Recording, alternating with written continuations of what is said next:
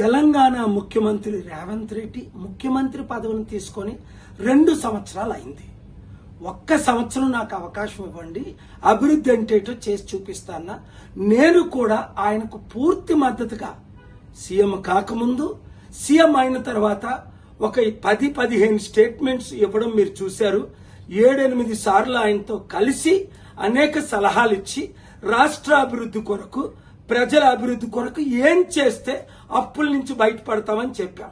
కానీ ఆయన వినలేదు సరికదా, ఎగ్జాక్ట్ గా ఆపోజిట్ చేసి నేను ఇచ్చిన సలహాలకు అన్నిటికీ వ్యతిరేకంగా పనిచేసి ఈ రోజు తెలంగాణ రాష్ట్రాన్ని సర్వనాశనం చేసినందుకు తక్షణమే ఆయన రాజీనామా చేయాలి. ఎందుకు రాజీనామా చేయాలి? కారణాలు బాగా వినండి. 1, 6 గ్యారంటీలు ఆయన ఇచ్చారు, 1 గ్యారంటీ కూడా నెరవేర్చలేదు. అందులో 2 లక్షలు తులం బంగారం నేను ఇస్తానన్నారు, ఇవ్వలేదు. 2 లక్షల రైతులకు రుణమాఫీ చేస్తానన్నారు, చేయలేదు. 5 లక్షల నుంచి 10 లక్షలు కంపెనీలు పెట్టిస్తానన్నారు, లేదు. 2 లక్షల ఉద్యోగాలు భర్తీ చేస్తానన్నారు, చేయలేదు. నిరుద్యోగులకు 4,500 అన్నారు, ఇవ్వలేదు. మహిళలకు 2,500 అన్నారు, గ్యాస్ సిలిండర్.